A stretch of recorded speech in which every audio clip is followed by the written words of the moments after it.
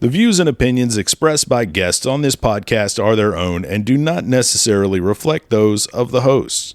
This podcast should not be considered a professional news service. The content is for entertainment and informational purposes only. Accuracy and completeness are not guaranteed. We are regular folks having a regular conversation. We hope that you'll join us. Well, and I wonder at what point in this journey she kind of stepped into that role, like kind of stopped gleaning and started like leveraging the glean. Is that a Right. thing? Yeah. I think she probably always, and we're just fantasizing speculating. about This is Mother fan fiction. Jones. She was always feisty. And like, she was feisty when she came out of the womb. Like, she come out cussing, like, give me my red bandana, you know. I absolutely think that is correct.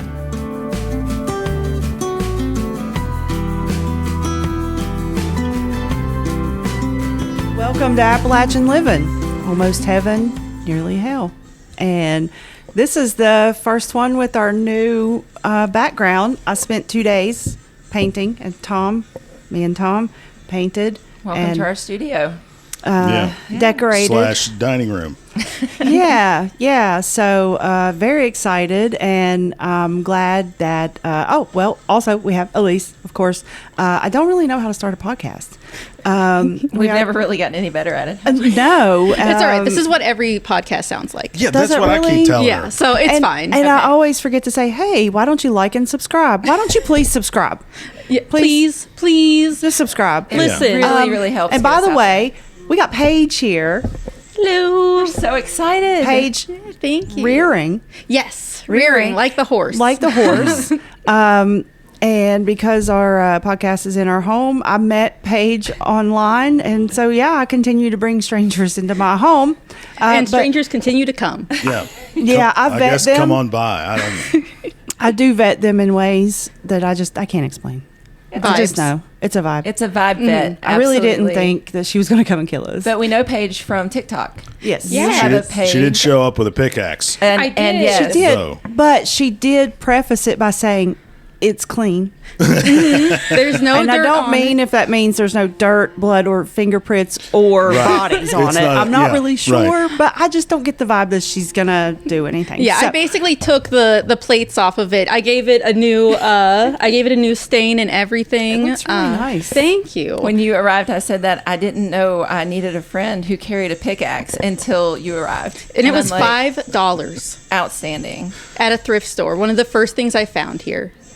I'm a thrifter too. I buy my first round of Christmas gifts from thrift stores and then Yes. go from there, on some other things that I find. But I am a big fan of that. And you find really amazing stuff. You do. That people are like, I'm not opening that bag, so I'm going to put a price on Actually, it. And this then, I got this at Goodwill. You see? it's beautiful. I bought this for $2. And I just knew wanna you say- guys were gonna hit it off. I know. I do. Well, and online, I'm a big follower of yours because thank you. Mother Jones is a big topic that you cover in a lot of your posts, and I just want to say I'm really flattered. I mean, Lindsay posts and shares my stuff all the time, but she's my bestie, so she has to. But I think you might be the first content creator who's taken a comment and stitched it into a video and followed up with it. Aww. And that meant so much to me because the quote, and maybe we can put it up, when we put the podcast together, but the quote was basically, I watched your video talking about Mother Jones and the things she had done. And anytime anybody talks about Mother Jones, I get goosebumps and feel the energy because it's so profound. And I commented and said she was once called the most dangerous woman in America. Mm-hmm. And then I said life goals.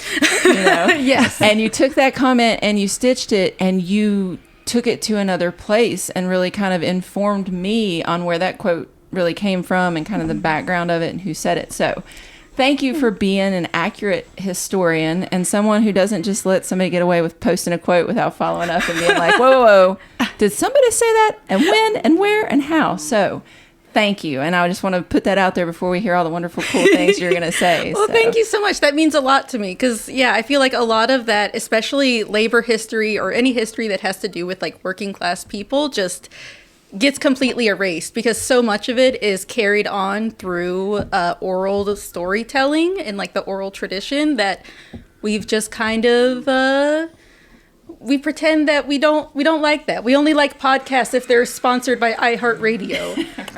We're really not Yeah. sponsored by anybody. We say we have sponsors, but they're just our friends. They're here, right? They're our people, right?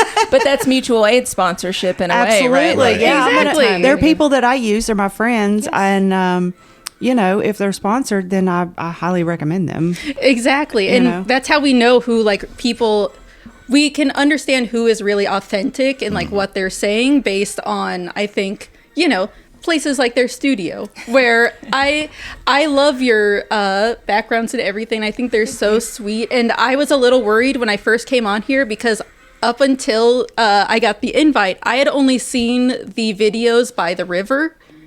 So I was like, Where am I is going? it outside? Do I need to buy more? a ski suit. Yeah.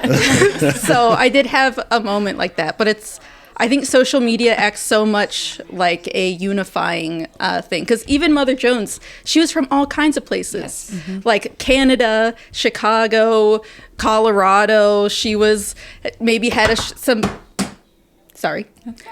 maybe had a shameful time in the Pacific Northwest that we can examine that at some point. Now I'm deeply intrigued. Yeah. We can open that can. Go ahead. Yeah, I need to look into it more because there's a big block of Mother Jones's life that we just don't know anything about because she didn't write about it. And like you said, there's no record of it except what was carried on through storytelling. And there is suspicion because the Knights of Labor, which is the labor organization she was involved with, was involved in the Chinese Exclusionary Act that was taking place on the West Coast. It affected, I don't know enough about this, unfortunately. It involved a lot of like really poor sentiments between Chinese workers who were more allied with the like railroad companies than they were with like the other local workers, which that's a whole, I don't have enough information and cultural knowledge to really dissect that, but she was probably involved in helping instigate those types of rivalries because the Knights of Labor had a lot of issues with the way that strikes were being conducted there in like the late-ish 1800s. And that is the period where we don't really know what she was doing, and she doesn't really talk about what she was doing in detail. How old was she at that point? She would have been between her 30s and 50s. Ooh, dangerous She had a family too, right? Like, No, not at that point because remember they all died very. Well, I didn't know when she how was old. younger. I didn't know how old she was Oh, when her yeah. family died. Yeah, that's the really interesting part too, because as a 33-year-old woman, I find it very intriguing, her entire backstory, because yeah, she gets married late in life, which depending on when you believe that she was born, because theories differ, but she was probably 33 when her husband and her 4 children all got yellow fever and died within 1 week. 1 week. Wow. Yeah. Yeah. And Wow. so she really was a woman who didn't have anything to lose. She took the workers and the children and the child laborers on as hers. That was her family. That was her family because I don't have a she- family anymore. Now you're my family. And she had Yeah. a lot of love and energy and passion, and did a lot of different careers too. Like she had different jobs. Yeah, right? and it's so funny because I have to be careful because I'm like, I know some of this is my own ego being like, oh my gosh, look at the parallels. But I see her, like, the story of her being like the child of these poor immigrants who are now like, they're working class people, but they've established themselves in the West, and they're like getting a good middle class family. They send her, they're Irish Catholic, so she lives in Toronto, Canada for the early parts of her life. Ends up going to what they call common schools, which is reading, writing, and arithmetic, the 3 R's.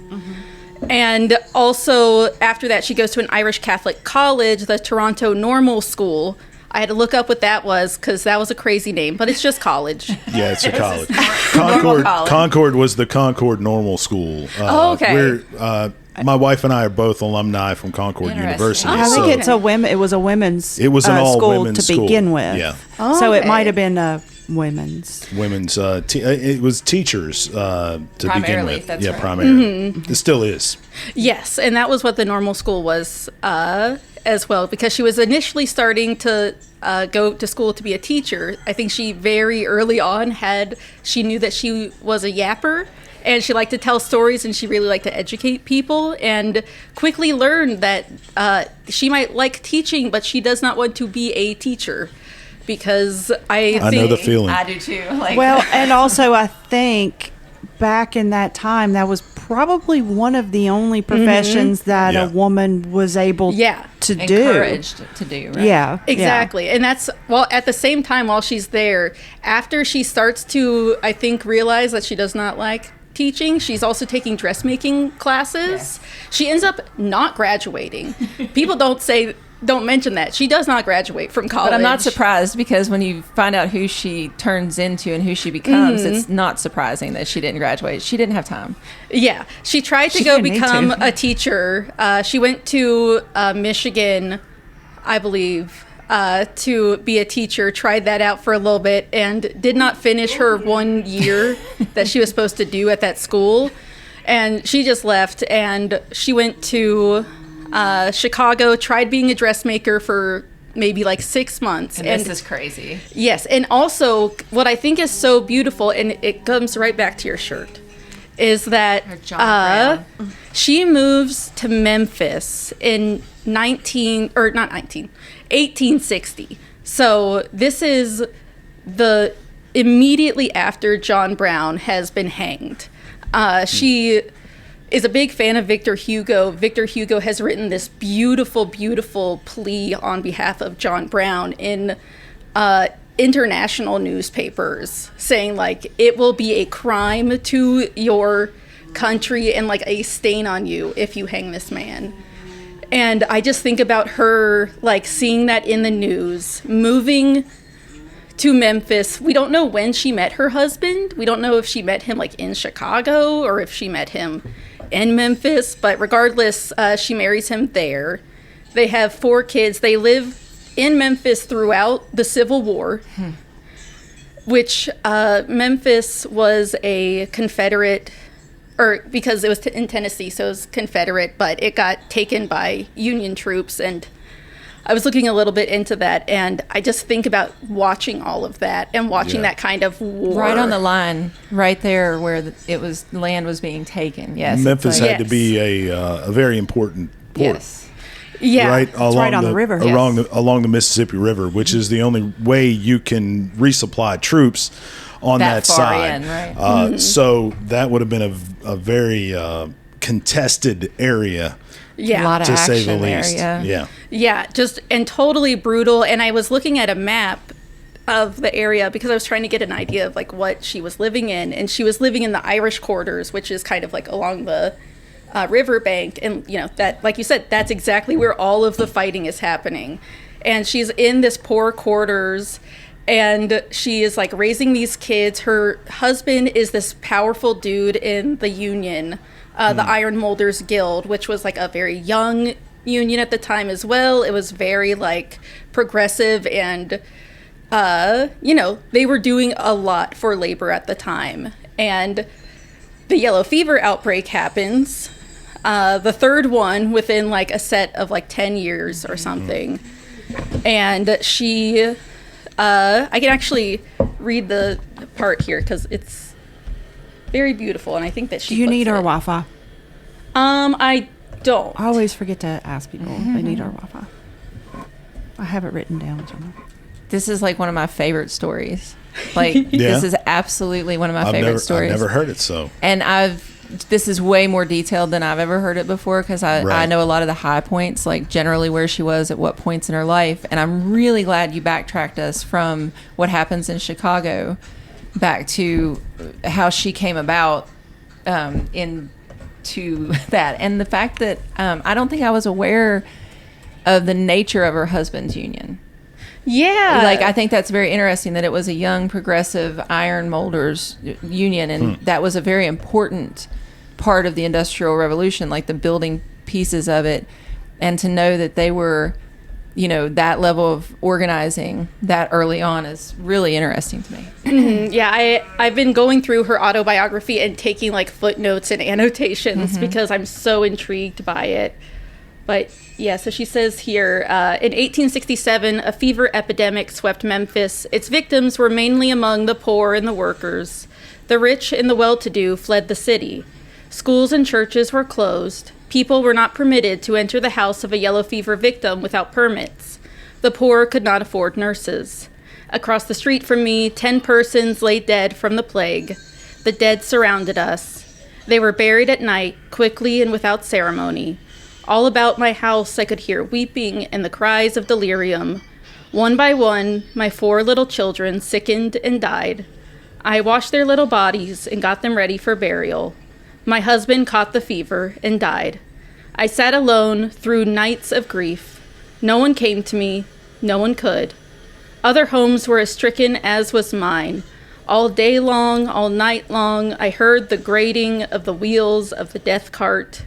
After the Union had buried my husband, I got a permit to nurse the sufferers. This I did until the plague was stamped out.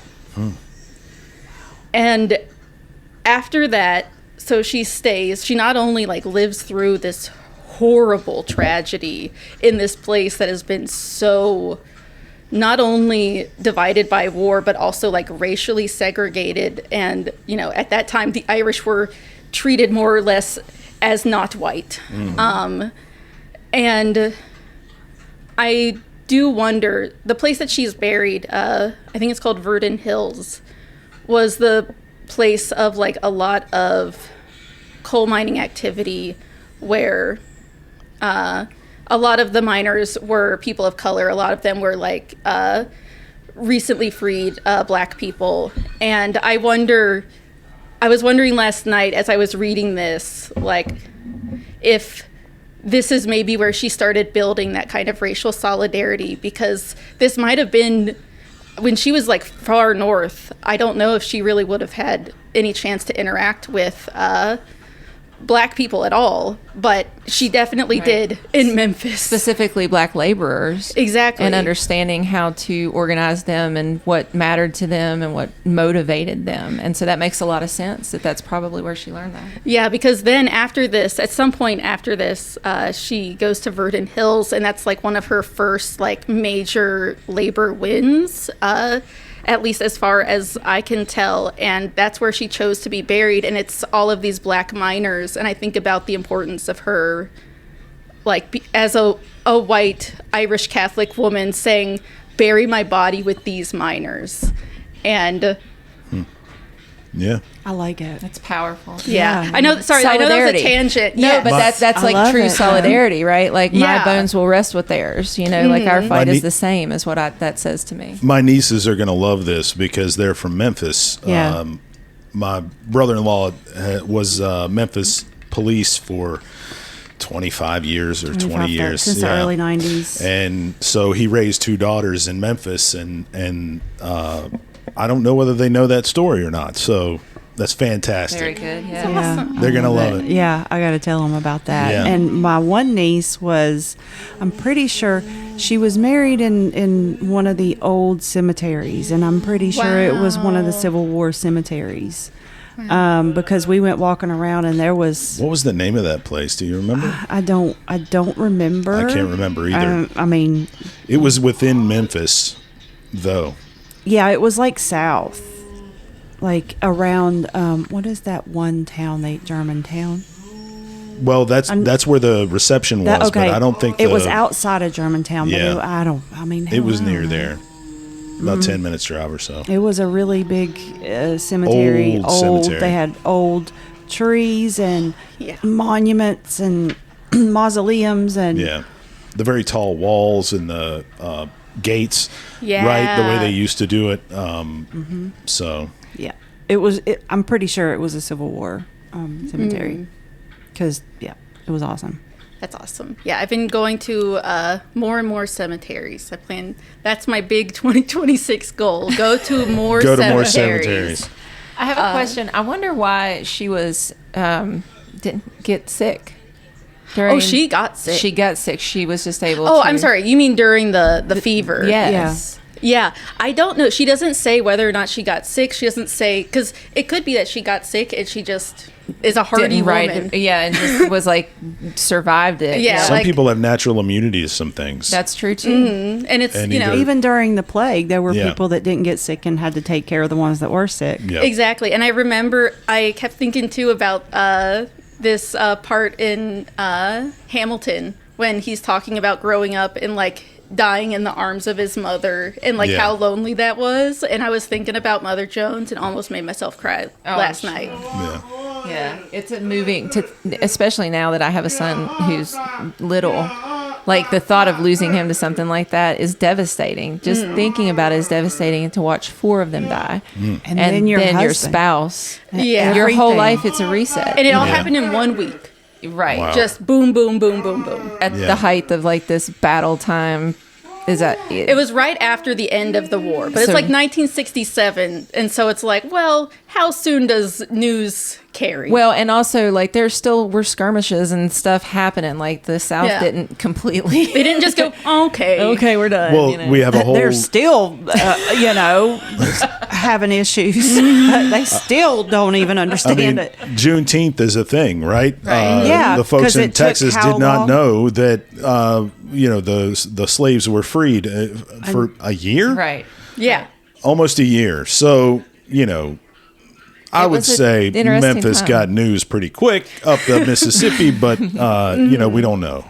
I didn't live then, at least not in this current.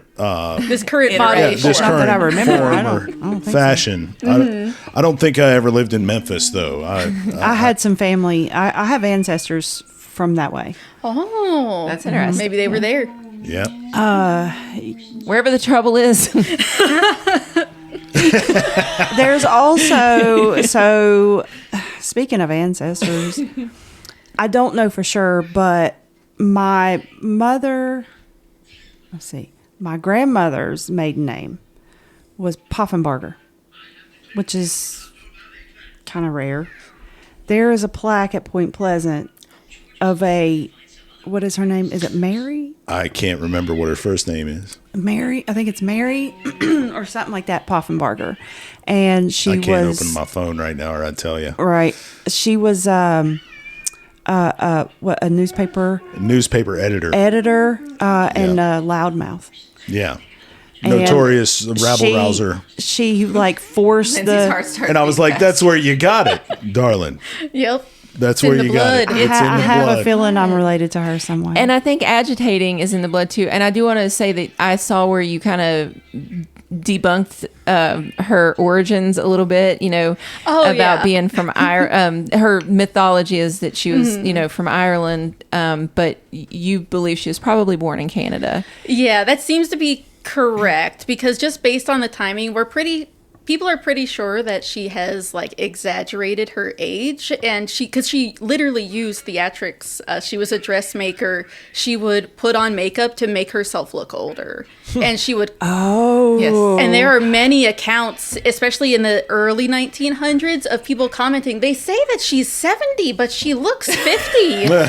And when you think about the physicality of what she did, jumping off these trains and skirting down into the creek and then back up onto the other train when they were I know when you following were her. telling those stories, I'm like, This is an "Damn, old girl." lady? Yeah. Like I yeah. can't do that. I'm 40. But that I'm makes 44. sense that she... Which I can, but not in a dress. What comes with age?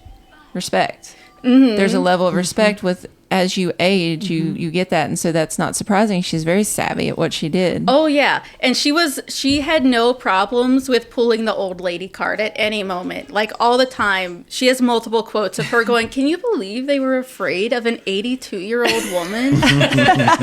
Who's really 65 and 5. Yeah, and she's like, ha, ha, ha. I'm like, that's probably why she smoked and drank and everything with the boys, because she's like, I gotta get myself looking older.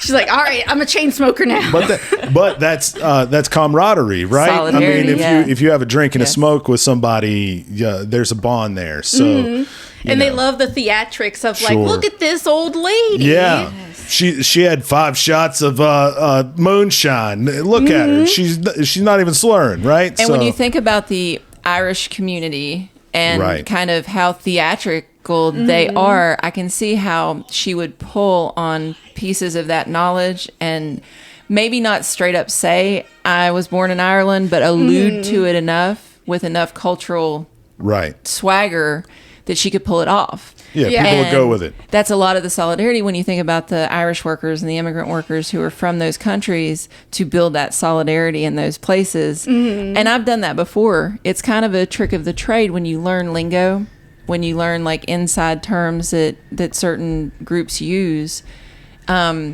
You build camaraderie with them. And so I love the strategy of this. And I'm saying these things specifically because we'll circle back to them on later conversations about how to organize. Yeah. And I think that's why this is a really important breakdown and study and that's why I'm obsessed with Mother Jones. I have a couple other obsessions, and I'll say this out loud. Karl Rove is one of them, because what Karl Rove can do linguistically is incredible. And what I watched him do in the 2000s, early 2000s around wars and weaving sentences that would make me be like, huh? Do I feel differently now? Exactly. And so studying these tactics as we start to formulate our own strategies around organizing and taking organizing to the next level, I think it's really important to kind of highlight these pieces and say, this is theatrics. This is propaganda. This is strategy. Yes. There's nothing wrong with this. This is how you do these very big power moves and plays when you have to create the illusion of power. Yes. Because ultimately power is just an illusion. Whoever creates it is who holds that illution, right? Or whoever owns all the capital and all of the fruits of your labor. Right. And has never historically given it up, Jim Justice. Look, where's the camera? There's a bunch everywhere. of them. Any of them. I'm looking at They're you. everywhere. And you're in his country where he owes... So the taxes that he owes. Yep, He he could says that do a every lot. year. He's like, yep, I owe different amounts of taxes this year, still not paying them. Yeah. It's a hard... We would like to see that, Jim. Rich, hey, Jimmy boy. Very wealthy people are very wealthy for a reason.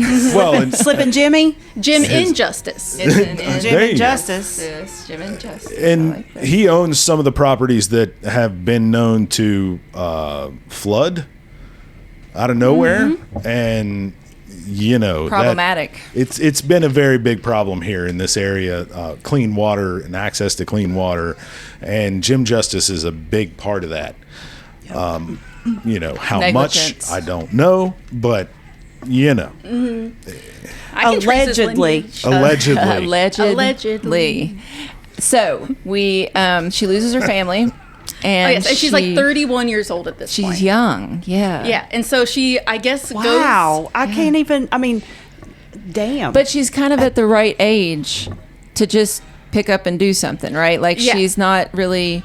She's a woman in her own right at that age, and it's kind of an interesting age to be cut loose on the world in that era. Well, that's usually, I think, around when you're 30, late 20s, early 30s. Saturn returns. Yeah. A lot of people's lives kind of shift. And Yes. you come up to this age of, you're past your 20s, you're entering your 30s, and you're like, oh, shit. Life gets real. And I also want to Yeah. say that widows were in a unique category as women. Oh, very much Because so. if you were widowed, then you were on your own. You didn't need a husband. If you were a widow without kids, you were really ultimately completely free to do and move about as you wanted to, because widows were unique. They weren't just women who were single. But then also you felt like what did you have to lose now? Now, what do you I done have to lost lose? 4 kids and a husband. What are you going to do to me? Right. Exactly. Yeah. And And then hell, she that's what I loses- tell people. I Oh, lost yeah. 4 kids and a husband. What do you think you're going to do to me to scare And me? Chicago says, hold my beer. Yeah, because they have a timeline, which I think Yeah. is like, it's such Let's a rough hear it. timeline. Oh, this woman. My dad hated Chicago. I can only imagine. Has anybody ever Chicago. done the astrology on Mary Mother Jones? Appalachian No. Oracle. That's amazing. Well, Where are Appalachian you? Oracle. I'm calling on Appalachian you Oracle, yep. to do the she astrology. has probably lied about her birthday. I was going to That's say, very what is her birthday and where was she born? Well, her birthday is May Day, May 1st. Of course. The day of the workers. Although she Right. does throw Taurus energy, I'm not going to lie. That could be true. But I think the Oracle is particularly gifted at kind of guessing from Right. people's characteristics what kind of astrology they have. So I'm curious I just want to do a little analysis. Hey, Oracle. Yeah, so in 67, right? So her whole family dies, and, she's got a new lease on life. She's like, I'm going to just go do whatever I want. You know what? I was studying dressmaking. I really liked that. I'm going to go back to Chicago, and I'm going to go try that again. She does, with a mysterious partner. Internet, if anyone can figure out who this partner is, I'm pretty sure it's one of two people. They're the only two people who have registered dressmaking businesses in Chicago on Washington Street. Because we only know that her dressmaking business was on Washington Street. She was a partner with one other person who we don't know anything about. I did some research last night, and I couldn't find much on either of them. But one was Miss Annie Dinan, and one was Miss Alice Cook. Both of them had dressmaking businesses there. There's no Jones, no Harris. I couldn't find any record of Mary Jones anywhere. But, she does decently. She's on Washington Street. She's in the middle of all of the most wealthy people in Chicago. She is years of making clothes for wealthy in Chicago creates a sense of great resentment in her towards the inequities in American life. And then 4 years later, just 4 years later, she's got her business up and running. The Great Chicago Fire happens. Everything burns down. Sure. Wipes it out. She loses everything. Every single thing. Again. Wow. And this is, I think, when I kind of took a step back, when I was learning about Mother Jones, and I was like, damn. Now what? Yeah. What would that do to your mind? Like, you're accomplished. You can succeed. You can build something and let it be successful. And then this great tragedy comes and wipes it all out. Mm-hmm. Do you turn to God? Do you turn to liquor? What? Everybody's different. Everybody's different. Yeah. And what would, when I read that, I remember thinking, like, what would I do? What would you do? Because surely your taste for dressmaking would be gone. How would Chicago. And Chicago, if she was dissatisfied or starting to feel this kind of tension between this class inequity. Makes sense. Go organize. Yeah, and she does not want to get out of the action. She wants to get more in the action, because after that, she talks about how she's sitting on the lakefront, because they're basically refugees, is how she refers to themselves, as we are all refugees. We're sleeping in the parks. We're sleeping in the churches. Yeah, they had was nothing. gone. Everything Yeah. was burned down, so they had no home, no business, no nothing. But the wealthy were insured by the banks. Right. The poor were not. And there are no safeguards for the poor. I think that's just another, notch in her belt of her hatred for, the upper class and the way that they treat the lower class. I think that's just another, you know what? But then again, learning from them, how she spoke as an orator later is kind of connecting in my head now with working in those environments where you really don't like what you see, and how you have to tailor your speech to appease people, and then watching how other people speak to people and demean them kind of in a slight way, because she was very good at that. Yes. She had that undercut way of saying boys, can you believe they were worried about this 80-year-old woman? She just was smart about that. But what pieces are falling together about how she picked this up along the way, how she got these skills. Right. And that makes sense. Yeah, because then it's a couple days after the fire, that is when she ends up going to the Knights of Labor. Because I think in her experience, because her one of her brothers becomes the dean of the college that she dropped out of. I'm pretty sure it's the same one, but her family was deeply religious, and she had lost a lot of faith in religion, especially when she's watching like churches turn their backs on working class people who need help, who have Sounds familiar. I was getting ready to say that. Yeah. I'm like, do you guys get it? Do you guys? There's some parallels. I'm just 100 years later, 100 plus years later, here we are. Right? Yes. Could you pull that microphone a little closer to Okay, you yes, there? I'm very loud, so I tried to back off. I'll turn you down if you're really loud. Okay. And and you can pull that over All right. to the edge of the table. yeah. if You can need move to. this too, and Yeah, there you go. There we go. All right, and then you can kind of point it if you need to. Because, these are, we're running on a shoestring budget here, no and our worries. This microphones is still better are than what I just got the little to-go mic. right. And I'm like, Nice. ooh, We have I'm some of those. fancy. Yeah, those will work just as well. If, yeah. I have a friend who wants to do her podcast, and it's just her, and she's talking about the things that are happening locally. I'm like, those are exactly what you need. Yeah. And your phone, and that's enough. Really, Yeah. you don't need this whole setup unless you want to have like guests and all that. But Yeah, when you're managing multiple audio tracks, it starts to get It's Right. a little rough. yeah, he's the one Yeah. that has. That's to why deal we have with a that. producer. Yeah, I feel that as just only editing my own stuff, I understand. Yeah. Because Yeah. I'm already like, God, I enjoy editing, but I also It's tedious. It's easier when you don't have a full-time job. Yes. I will say Right. that. Amen to that. I have like 3. Yeah. and most of it is editing. And, So one of his jobs is editing. yeah, and then I teach editing, and then And he's trying to teach me editing so I can Right. like do some of his editing. right. Yeah. Well, but let me know. I digress. Anyway. I teach at the Wyoming County Career and Technical Center. We take Oh, adult shout out. learners. So, if you want to take a class, come on down. Is it digital? Is it I could arrange it. okay? I'll just put a camera up. And you'll have to listen to me talk and deal with high school kids Yeah. that don't really, have much motivation to be there. Maybe you could Yeah. help motivate. Yeah. you would be inspiring. They'd be like, Yeah, I'll be Yeah. like, look, I have a pickaxe. If you come to class, you can hold the pickaxe. That They'd is my love that. guarantee. They would love I that. know. I don't think the Yeah. school will let you bring the pickaxe though. Yeah, maybe because, not. You know, It's too public political. education.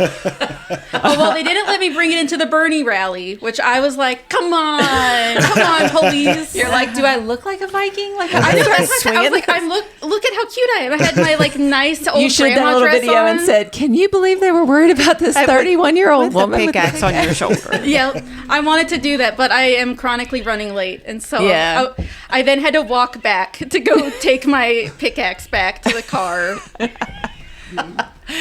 I vote that the pickaxe gets allowed in at the next. Thank you. You want Like, to it's a see if he wants to tool. go to Mama's house? All right. I think he's like, I'm tired of hearing y'all talk about Mother Jones. I tried to tell him. I was like, and then later on he'll go, podcast. So I'm curious too. We did just jump into Mother Jones. You are from I know, here, I'm- right? No, she's not. How- So here's the thing. I thought she's like a warrior for Mother Jones. I'm like, oh my God, her and Elise is gonna hit it off. Like this girl is yes. And she's like, I'm from Cincinnati. Like in Ohio? Yeah, I don't. I'm just not gonna hold that against you. that's really fair. Technically, I'm from Goshen, Ohio. Oh, wow. Goshen Township. Where's It's- that out? Is that like outside of Cincinnati? Yeah, it's like the rural parts. I don't even remember which. It's in Like Ohio. out on this. Okay, I got you. Yeah, It's rural Ohio. It's halfway to Kings Island from Cincinnati.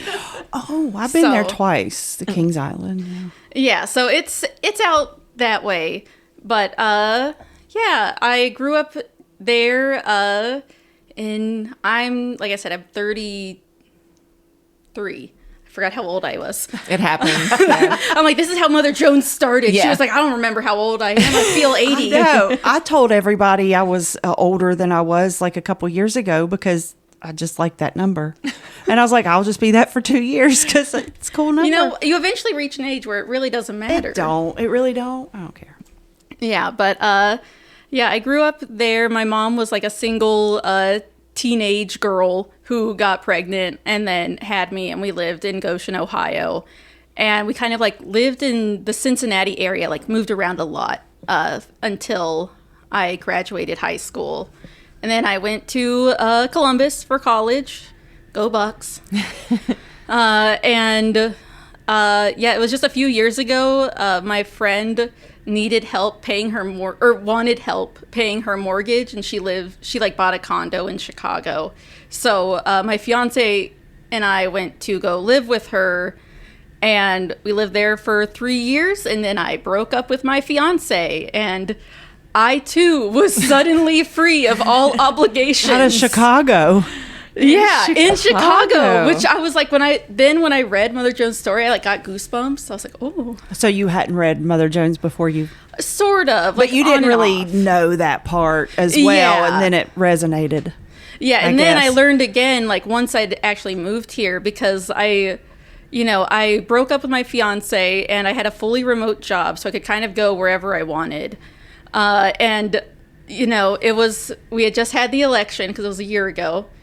And I was like, well, I want to go towards DC so that I can go do something helpful. Whatever that is, I want to get more. With her pickaxe and her Mother Jones attire. Not even yet. Not yet. You didn't have the pickaxe yet. No, I didn't get the pickaxe found until there later. At the thrift store in West Virginia. That's just a dude's house. I'm going to pop some tags. Yeah, it's so good. And the thrift stores down here, excellent. Oh, yeah. Preach. I can't tell people, seriously, go check out the thrift stores, because what's happening is, as older people pass away, they're cleaning out their houses and they take it to the Goodwill, anything the kids don't want. Mm-hmm. So what you find are these board games from the 1950s that are still totally intact, that sat in somebody's on their shelf. And bottles. Silver platters. Lots of lead. Be careful about the lead. Yes, this is true. Yeah. But it's you find these things that are, and then again, wealthy people who just have too much stuff will go through and donate a bunch of stuff, and you find little makeup pouches with tags still on them for 99 cents. It's $10 at the store, that kind of stuff. They're nice gifts. They're useful. I'm a big thrifter. I preach about this all the time. Hickory Hill and Beckley. I need to go to that one, because I haven't been to that one. We got to get a cooler and bring drinks and refreshments, because we're going to be there. When I go, I'm there for 3 hours. I usually don't ever have that much you time and in my me, life. We'd be there all day. It's called Hickory what? Hickory Hill. Hickory Hill Antiques. Hickory Farm. Let's go to Hickory Farm. It is. It has different booths and different vendors. Oh, it's kind of like a flea market. Kind of like a flea market, but nobody's there. So you just get to interact with the items. Okay. And there's a big biker booth that has all these bike parts and leathers. And then there's the people who make the little mugs and stuff have their own booth. And then there's a booth.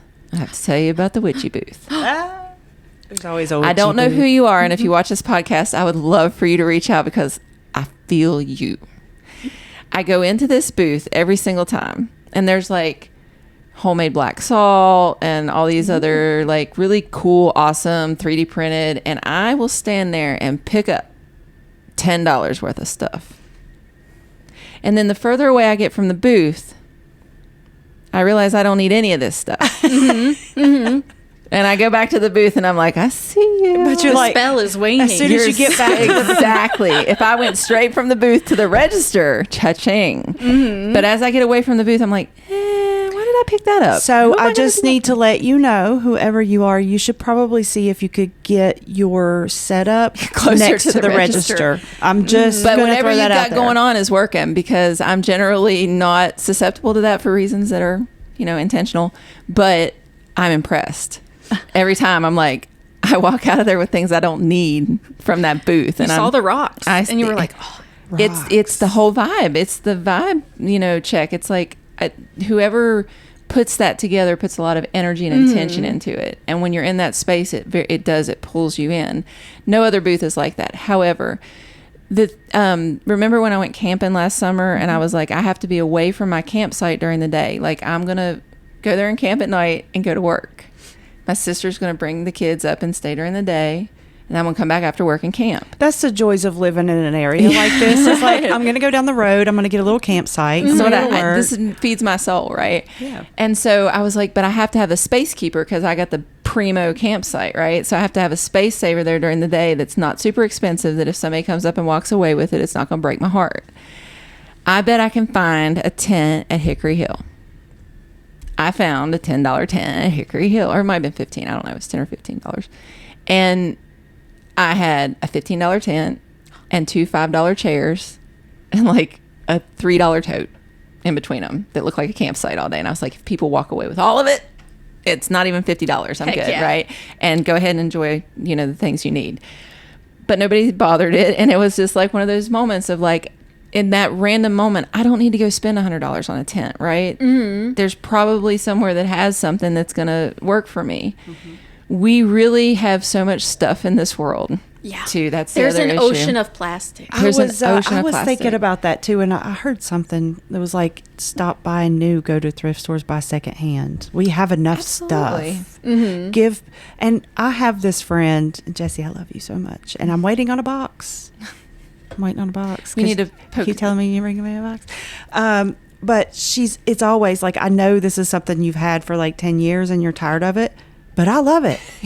Like, I love it. Mm-hmm. It's awesome. Clothing Sometimes swaps. I'm like, Jesse, I know this is, I don't, But a lot of times it's like, I love this. And then she'll make stuff too.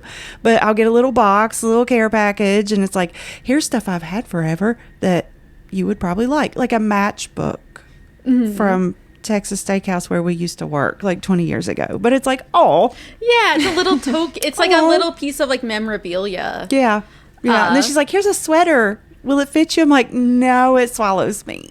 But thanks, I'll give it to the thrift shop down the road. I think it's really important to do that because we used to do clothing swaps when I lived in Colorado, and you just bring your clothing instead of taking it to Goodwill. We just all go to a girlfriend's house and everybody bring a bottle of wine and some food, and we exchange clothing. And I'd walk out of there with like a $1,500 new wardrobe. Yeah. Right? That was so smart. And when you're Right. broken in your 20s and you're like, damn, these people have nice clothes and they're willing to share them with me. And it was like, we've just gotten away from that. Also making things. I just want to plug my sister's That's my puppy's tail. It's Laura Lee's It's its Menagerie own weapon. on Lily, the little hanging plant thing. Leather the holder leather hanging there. plant is from Lily. So some of the decor is made by hand by my sister, and you should check her out on Etsy, and we'll put the Etsy page in the comments so I get it correct. But what were we talking about? It was Mother Jones. It was you. Oh yeah, so because she joined the Knights of Labor. I was talking about how she lost everything and After then she lost everything. Chicago, right? Yes. And then she recognizes that, or she starts, getting fed up. I'm with so being dumb. there. I'm like, why can't I hear myself? I'm like that too. I'm like, I gotta get in here. Did I shake your whole house? I'm really sorry if I did. Eventually, I want to get rid of this table, and I want to get Where they're building the highway a over couple of there, couches. so it's right at 4:30 every day. So Yeah, it's fine. yeah, it will shake. What time is it? It's Saturday. It's Saturday. They're probably not. They won't do it on Saturday. But eventually, I want to get like little couches on these corners and make it look like Yeah, a that little would be cute. a little sitting area because we don't eat dinner here. Who does? We don't. We have a bar here, and you saw the kid. He eats in the living room still. So You got it. See, I'm like, this is how family spends time together. You eat your dinner, watching the same TV show, and then talking about it. That's what me and my folks did. Right. Yeah, I mean, that's what we did pretty much. Yeah, I'm very lucky that the show that we watched growing up, coming out of while we were eating dinner and stuff, was like the Colbert Report and the Daily Show. So you We said watched the Karl Rove, and news. something in my brain went, oh, there's something vague. I think I've recited a Lewis Black bit about this man. I bet at that time you were like Yeah, you 10, were 11, very young, 12. Yeah, I loved that stuff. Get out of town. I never would have guessed. You big nerd. I know. I was like, I loved fantasy and I loved labor history. This is a perfect combination because to be able to tell the stories, you have to understand kind of the fantasticness of it. And Mother Jones is one of those characters. She's one of those fantasy characters. Yeah, right? she's literally building a mythos around Yes. who Mother Jones is, which is She was why a great storyteller too. So Yes. you need to be a good storyteller to tell her story because you got to do Yeah. it It's justice. Yeah, I mean, it it's is wild. Yeah. It's so wild. Like, you're like, she did that? Yeah, because you mentioned like, oh, you got to get out of Chicago, but she stays in Chicago. She goes after the Great Chicago Fire. She goes to this burnt out building where they hold a meeting for the Knights of Labor, who are one of the only unions that is not segregated. So that is a huge point of contention for them when they're trying to organize, is because they're constantly also sometimes having infighting about, well, this would be easier if we just excluded this group of people. But the Knights of Labor were very dedicated to that. And I think because she had that background of her family was invested in the church, but at the same time she's seeing, people are not being taken care of. And then now she has become one of the wretched poor that she used to watch while she was sewing for the rich. And once again, no one is coming to help her. And she finds this group, this union group, that is like, not only are we willing to like help you if you're willing to help us, like we are empowering everybody unilaterally. And people try to be like, well, they didn't actually officially allow Knights of Labor, women to be Knights of Labor until X years. So I don't know how she was one of the Knights of Labor. But I also think about Terrence, her best friend, Terrence Powderly at the time, who was like, would become the president, and was part of Chicago. And I imagine him being told by some angry dude, like, Mother Jones keeps telling everybody that she's a Knight of Labor. And Terrence being like, okay, well, I guess you can go tell her that you think that she's not a Knight of Labor. I want you to break the news Go to ahead and her. do that. See how that goes. Like, I'm going to continue to pay this woman. And if you don't like it, you go tell her and then report back. I'd be like that with you. I'd be like, you got to tell Lindsay she's not. If you don't want her on the payroll. Yeah. And she's surprised when people come to me with problems. I don't understand. She's surprised. I She's don't like, think you realize. what? No. They don't even want to talk to me about it. And I'm like, no, honey, you are really intimidating. I just speak In the best truth. way. In You're the direct. best way. I just speak the truth. Right. I mean, And I if- don't him haul around. I don't have time Exactly. for like meaningless bullshit. Just tell me, Well, what are you here for? Like Mother Jones, you have went through some trials in your life. I did, And yeah, at 30. You don't have any room for bullshit. Get to the point. Yeah. I Yes, love it's a how pretty it- day. Yes. And it does. It forges you. It forges you into something different. And it I really love does. that even at that point, they're like, yeah, she's not the one. Yeah. Or the two. Right. Like, don't go there. Look, she done lost 4 kids, a husband, You and gonna her kick her entire out? business. You're going to tell her she's not part of it? Do you really? Yeah. Do you really want to do that? Because I think she might lose her shit on you. Yeah, I think that you might die. If you like your life, you Again, should life probably goals. just Like, Either I that want or- her reputation. She was the stereotype of an Irish woman. Like, especially when you look at how she speaks later, especially when I think she starts to get, because during the Cabin Creek strike of like 1913, I think that she really saw herself almost as a general of an army.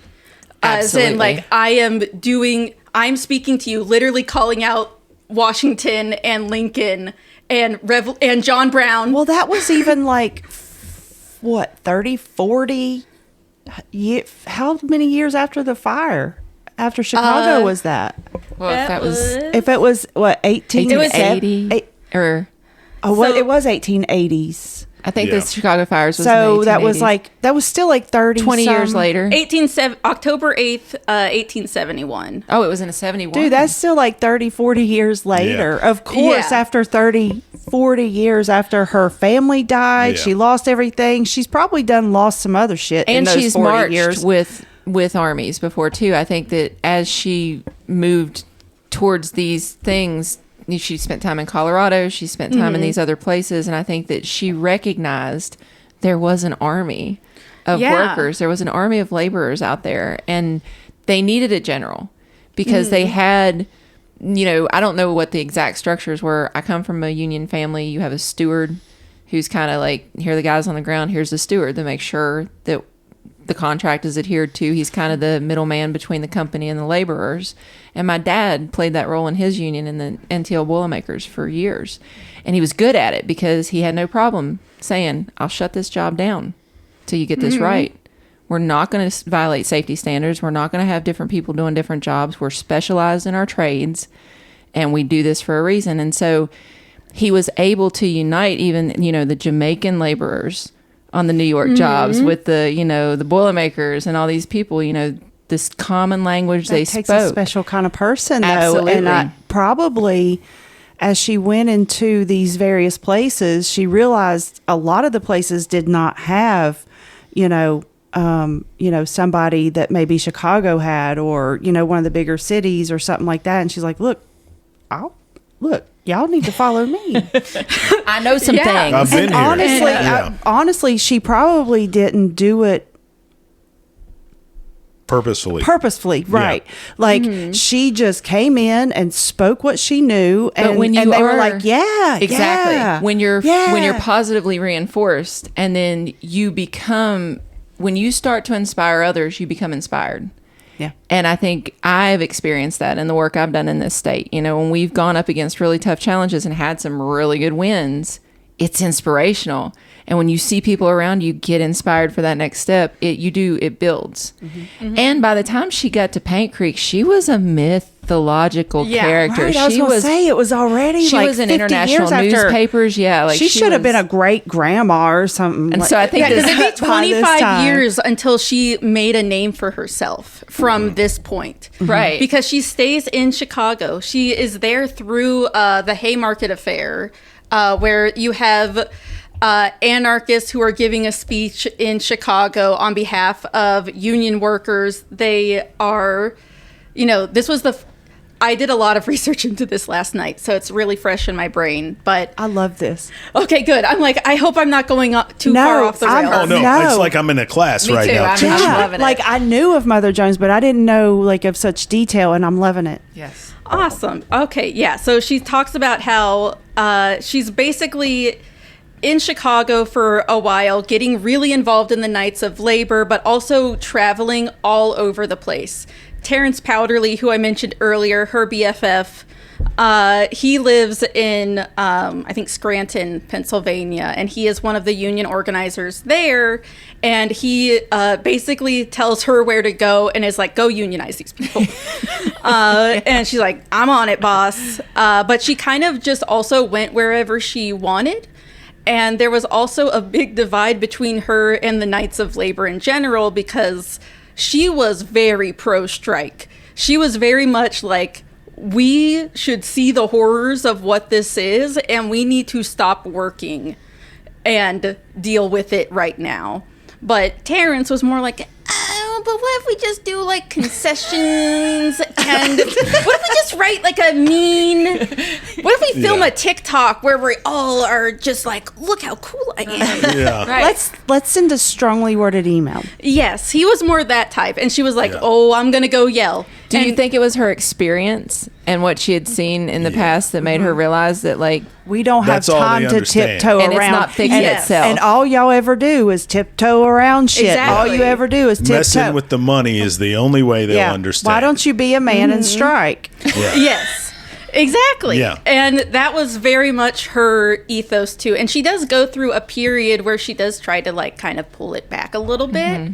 But she's like recently homeless. She's living in Chicago. She's like, Knights of Labor. All right, I'm here. I'll go do whatever. She's working in Chicago, and she's also going to all of these super radical like meetings of people, such as like the anarchists, the socialists, the communists. She's talking to everybody. She's like, I'm gonna go hear what they have to say. What else am I gonna do?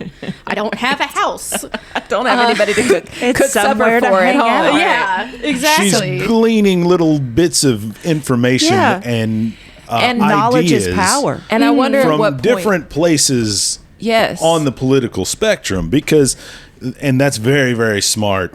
Right, like is. I like it. And that's the same reason I pay attention to Republican and Democrat talking points and ideas, and more than that across the board. Right, it's not that I endorse any of these ideas. It's that you should know them, and Understand you can what's learn happening, from yes. them to either, go at that or go with that, right? And it's I think that's very smart of her to go to these different Absolutely. organizations and pick up little things. I love it. And then to read the crowd, because the other thing she could do is read a crowd and ride a vibe. She knew how to take and turn the room and then turn it back.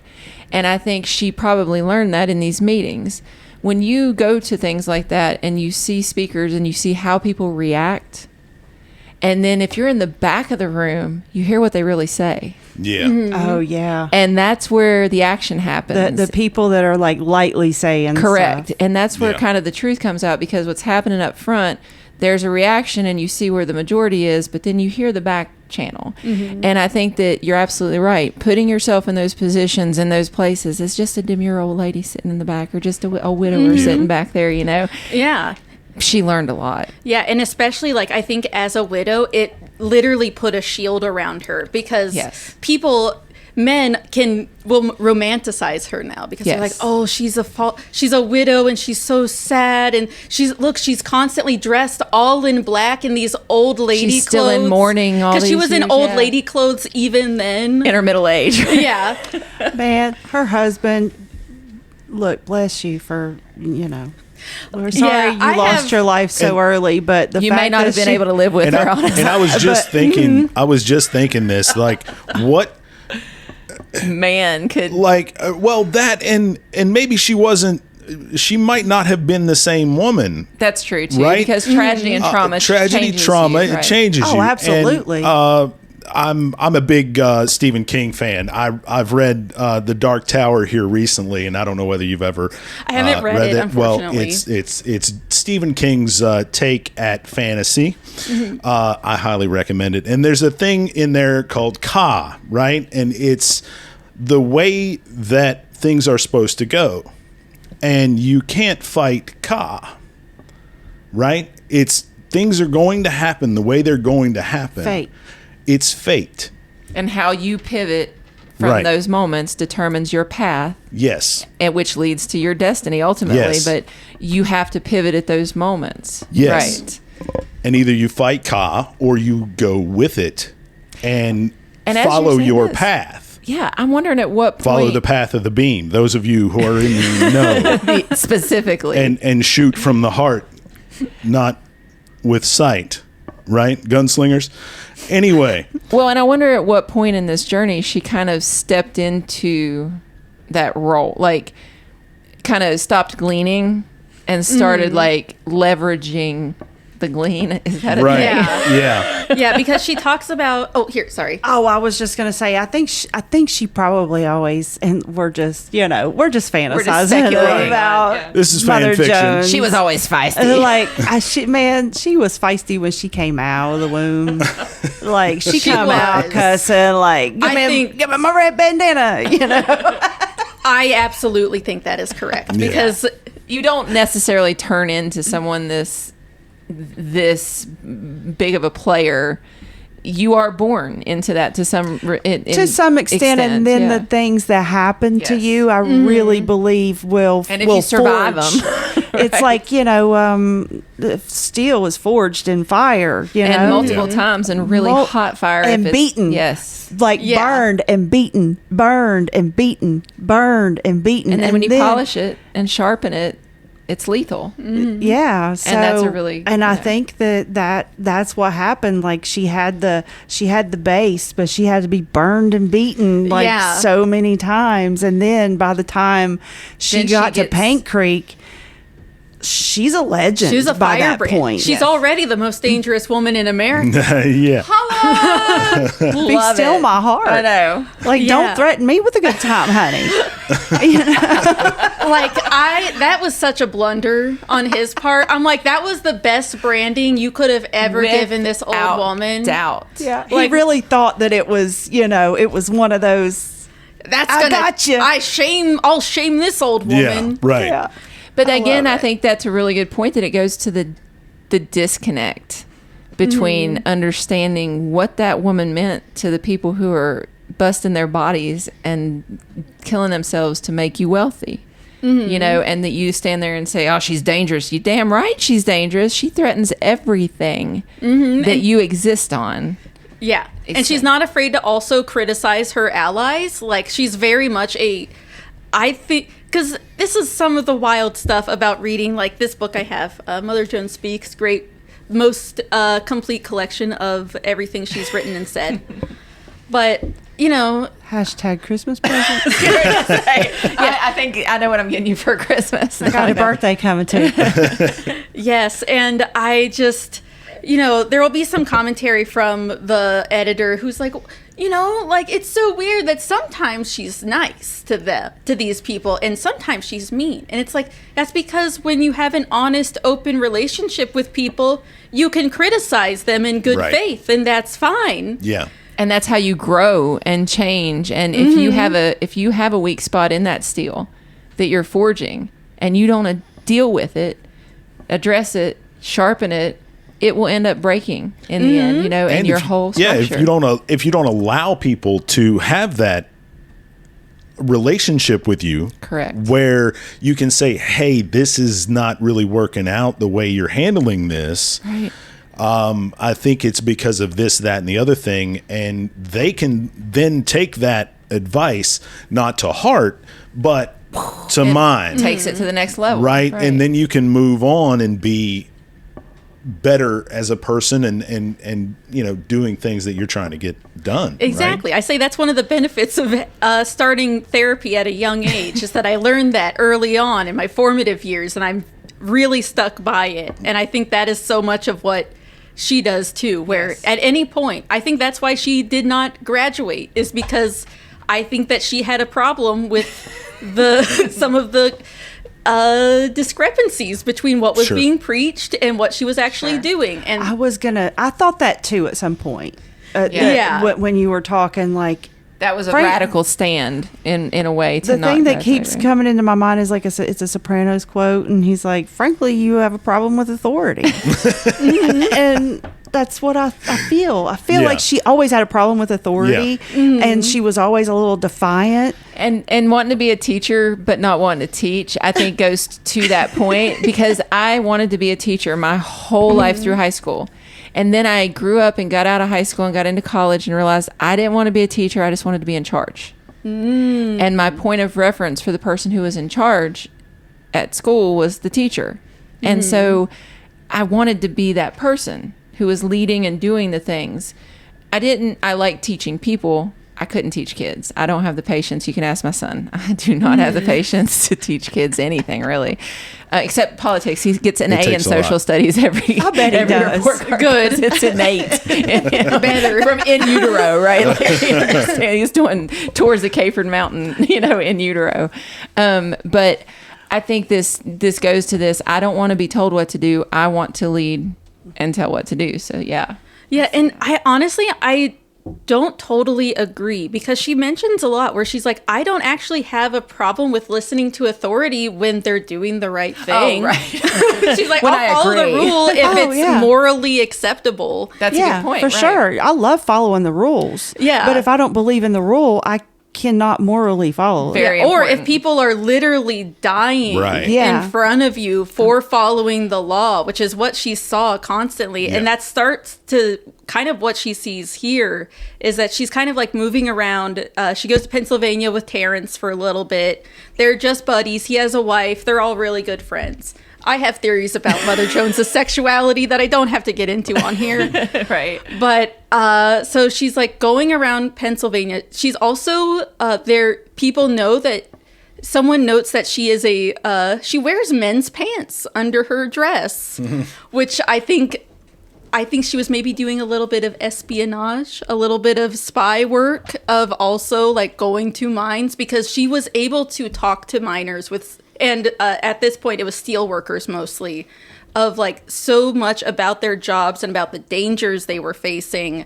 And like, that is messed up, that you have to work in these situations while these other people, and you live in these shanty towns, and your masters never see you. And live in opulence. Yes, and are just literally, she talks about like how it's so hot in the summer after the fire, because she still doesn't have anywhere to live like 6 months later. And like the rich people all got to go out to the seaside in the mountains, but all of the poor people are left in the tenements in the blistering hot, because that's just how it goes. Yeah. And I don't remember where I was. That's okay. She was in Pennsylvania. Well, I wanted to add, because I thought this a couple times, where she's at theatrics, and we didn't know how old she really was. Like, I don't put it past her to dressing up as a man to go into these areas and sit in the back of the meeting and listen to anything that they wouldn't because say in front of a women woman. weren't really Right. allowed to do a whole lot back then. Yeah, because right? even as a widow, that can only get her so far without suspicion. especially Correct. political Yes. stuff. And I'm also been thinking, like, when I went to this is kind of a sidetrack, but like thinking about like her and Ma Blizzard meeting up and like hanging out when they were in Matewan. And when I was down at the West Virginia Mine Wars Museum, shout out everybody, Shout out. $5. You have no excuse not to go there. Don't go Yes. to the Scab Museum. The Scab Museum has more fake reviews on it than the real good museum. It's literally called the Scab Museum. Is it called the Scab Museum? No, it's called the Matewan Depot, but it Okay. was funded by some. It's the people. blackwashed. Some Yeah. people. So do not go to the No. West Virginia Matewan Mine Wars. Depot. Yeah, Matewan Depot. No, West if you Virginia want- Mine Wars. If yes. you want to soak Yes. in the company Mine Wars, line, yes. right? If you want to soak in the company line, you go to the Matewan Depot. Right. And I think Right. if you're savvy enough to go to both and kind of peel back the layers and look Yeah. at it, but yeah, don't waste your time learning the Mine about Wars how first. things are written. yeah, But they call it the Matewan Massacre there, notably, instead of the Battle of Matewan. That is a Right. political statement. Sure. yes. Yeah. I got feelings. And I love that you shouted out the West Virginia Mine Wars Museum, because I think it's a really important piece of our community right now. They have curricula around teaching about the mine wars and these different facets, and they have these resources. That's where I would get anything related to Mother Jones or books would come from them. We need to go there anyway. We absolutely Why don't we We do. do just a take a walking trip? tour on Saturdays. Well, I think it's closed for the season. They'll open back up next. That's true. They do close. You know, I'm a for card carrying member, right? Me too. It's in my wallet. I know right mine now. too. Mine is too. I'm so I applied for a job over there, but they didn't, you know. I told Didn't them I'm work out. probably too political to work there. and they I'm said probably a work hazard. Maybe that's the problem. well, and they just put out some new merch. I actually bought it that says, it's one of Terry Steele's quotes, and it says, "There's only one side to the truth." And I bought Yeah. the plaque, and I was going to bring it here as part of our motif, because, and I also bought some stickers too. So right. that's part of what your stocking stuffers are. Surprise. I have spent so much money there. Me too, and it's such a good way to spend money. Like any Mine Wars literature or books about Mother Jones or any of these topics that we talk about, go there and buy those resources from those folks. I know people who have published books there. You know, Lou Martin's one of them. Spend Like, with cash. yeah, Take definitely cash. take cash down there. Get yourself. Don't a get red private bandana. equity. The money from your card transactions. That's right. They already own your Listen to land. Paige. Listen to Paige. That's just little things. I know. I'm like, that- I got it. I've always said I can be an anger translator. I'm ready. I need that. That's what I've been using her for. Yeah. It's true, and you're so much That's better at it. literally what I've been using Yeah. her for. And Because I've I'll be been like, I mean, she's like, so what's she What trying to Lindsay's say? trying to say is, And we have those agreements between each other as friends, and I think that's like what you go back to about holding people accountable. But if she was in like this espionage role, that also makes sense, because like you said, you can only get so far as a widow, you can only get so far as a woman.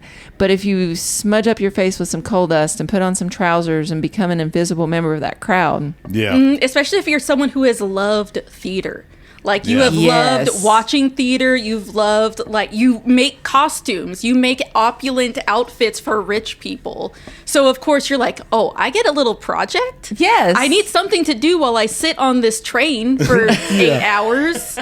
Or while I'm held in prison. She had to Right. give herself some dopamine hits somehow. I mean, Exactly. geez, guys. And so I really think that she was doing that kind of stuff, because even today, like, oh yeah, the reason I brought up the Mine Wars Museum is that you go in and you see one of the Gatling guns that was used during the Battle of Blair Mountain, and the thing that all of the bullets in is a cloth sheath, I don't know what they're called, that all the bullets are in. And I have no idea if this happened. And I casually asked someone, and they were like, I have no idea. And I'm like, that's fair. But I was like, I can just imagine, like, Mother Jones, like, sitting, teaching the women, like, here's how to, like, repair these if they're broken, or, like, here's how to patch up jackets, like, in the preparation for the march. And I just... Why wouldn't she? If she had that skill, Exactly. It would, again, be like a mutual aid. And it's such a thing that we think of as, like, well, what skill could a woman have that could help at war? Sewing okay. is a huge, All right. Yeah. Okay. Okay. I know, I sound too much like the government All right right now. Lindsay's like, oh, my heart. I love it. Because it's true. And that sewing is such a practical skill that until you have clothes in tatters, you don't know how important it is. And how do you close up a wound? How do you close up Yeah. a wound? You gotta stitch it. Yep. Yes. It's a craft when women do it. It's an art when men do it. Yes. You know? Yeah, and also, you know, like herbs, medicine, and That's true, too. and stuff like that. A lot of times that was a woman's thing, and sometimes they would call them a witch, you know, because you know, maybe knew they things. healed them a little too well, and they Right. were like, Somebody's "That's ego not got cool." hurt. Exactly. They're like, you can't do that. How dare you save his life? Yeah.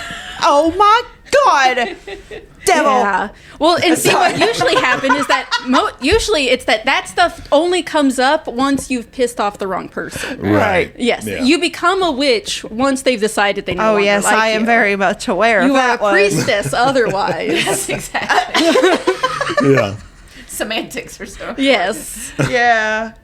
Okay, so I don't want to keep you here all night because I know we could do like a semester of college on this. And I'm a yapper. I'm from. That's how you know I'm Appalachian. Is that I can yap. You're an excellent storyteller, and thank and you. what Yes. you're bringing to this story isn't the same old thing, and I really appreciate that because we all kind of know the general history, but I feel like I am so engaged because we're learning things. I want to be like, what was she saying? Yeah. Like on the train So to people. Like, what was her conversations? Because my last thing that I was thinking of was that, yeah, she put the pants on to talk to the men, and then she put that skirt on to go and talk to the women and be like, okay, and this is how we help these men and help carry them through this because they're going to need you.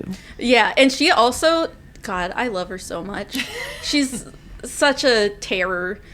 But there's a story where Quote of the day. she is trying to organize because all the men are at the mines, and she knows that they are not allowed to strike or they will get in trouble. So she goes to the little tent colony where everyone lives and gets all the women together and is like, all right, girls, everyone, I need you to look as cute as you can, and I also need you to grab your pots and pans. And she took all these women to the coal factory to stop the scabs from going in by being like, we're going to beat these pots and pans so they can't work and they can't hear, but also use everything at your disposal, girls. Every tool in your box. Everything you've Everything. got. And she's like, go down there and you need to get them to the union meeting tonight. Whatever you gotta say. And she sure did. Yeah. It was very successful. Because she knew what motivated people. She learned that was a component of that getting them there. Food was another That's component. the other one, yeah. Feeding people is always still to this day. If you're organizing and you're not offering, we came here tonight, Lindsay went and got food, and brought it Yes, here. Like, thank you. And I had to give you the Pinnacle Drive-In. Pinnacle Drive-In. Shout Shout out out. Pinnacle It was Drive-In. very excellent. excellent. We had to take an intermission break and finish our hot dogs. So, but I feel like that food is a very important component of that. As part of solidarity is recognizing that if you're going to give up your time and come down and spend time in community with people, bring something to it and take something from it, right? And that's what builds that deeper layer. It's not just a meeting. You break bread with people, and there's a lot of symbolism in that, and there's a lot of ritual cohesiveness in that. You know, you don't, like Sarah says, I want you to eat, just not at my table. Right. Because when you break bread with people, there's a different level of solidarity that happens because you're vulnerable. As I understand, like kind of the history of that is you can't have weapons in your hands because you're eating. Right. Yeah. Right. So when you break bread with people, you're both vulnerable in ways. And then, you know, this idea, I really want to poke at this idea too about the inequity between those who have and those who don't. And I think it is just as inequitable today as it was in 1910, 1913. Oh, And I've got stats for you. you've got the evidence. You've got receipts, right? Yes. And I feel like the reason she was dangerous was because she empowered people. When she orated and she inspired people, they knew she was right. And that's you said to save it for this. You know, we talk a lot about Larry Gibson in our early podcasts, and as someone who built me and taught me to be an organizer and an activist and an agitator and a leader. But in those moments of tension where I'd be like, I don't like going fighting with the coal miners. I don't like yelling and getting yelled at. Like I don't like it. And he's like, what are you afraid of? Are you right? Yes. Then what are you afraid of? And I think that people who are hardworking people who have no incentive other than to just do well and take care of their families know right from wrong. They have that moral compass because if you're in a community, what's right is what's right and what works for everybody and doesn't harm anyone and helps everyone, right? And so she spoke to those pieces in people. They knew she was right. But again, from what she learned in these meetings and how to turn and how to twist and how to manipulate and how to, you know, turn a key phrase so that someone in the back says, well, tell us what we should do, mother. You know, a big part of her theater came from the crowd. And so as she needed that kind of play back and forth with the miners, and they never failed her. And I don't know, she would have been smart to put some plants in her crowd and to tell people at certain points, you know, I need you to say this or yell this, you know, because savvy people do that. I'm not above that. You know, I'm going to plant people if it works. People with a lot of more funding. People with lots of funding have historically been able to pay agitators to act like they're just regular folk. Yes, right. I've never been approached. But I mean, like, even if she had minors who were like, we'll say, you need a paycheck to agitate. It's true. I think you'd be very good at it.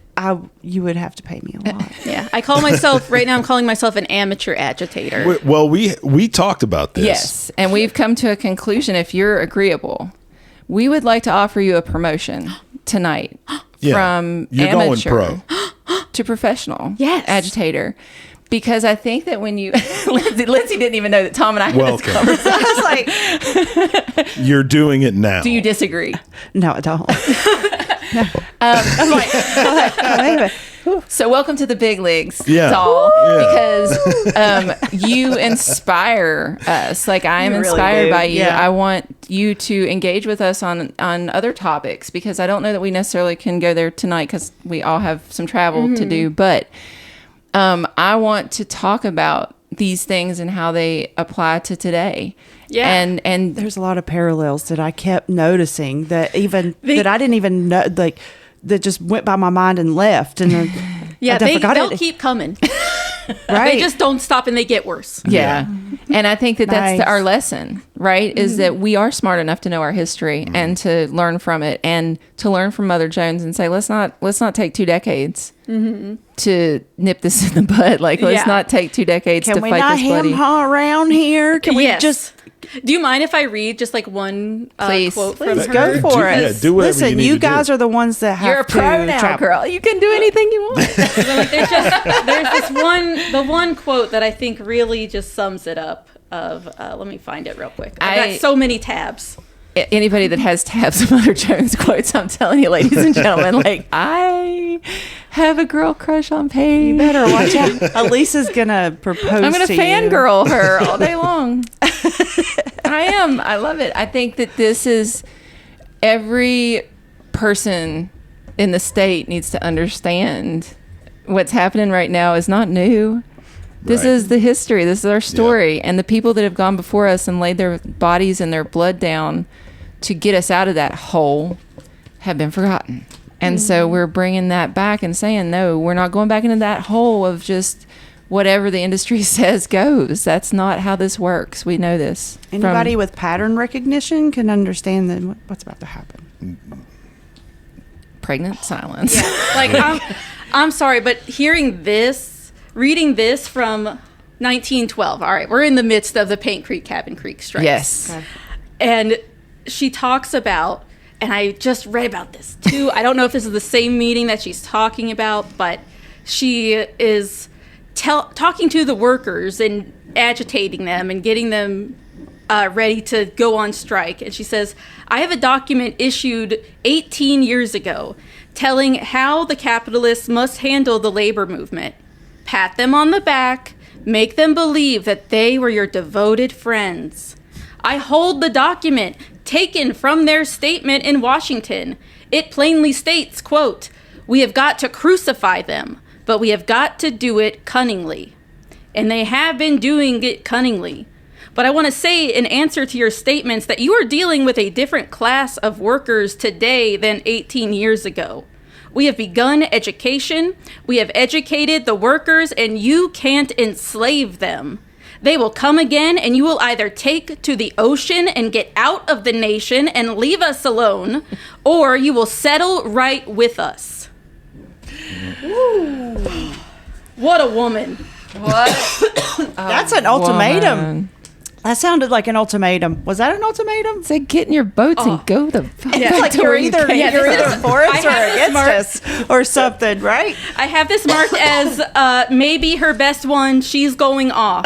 That's Mother Jones crash out right Yes, there. because That's what I'm gonna label. receipts. That's what I'm gonna label as Mother Jones crash out. yes, Maybe Yes, the best it should receipts of be. all time. I've got this document where they talk about crucifying workers who stand up.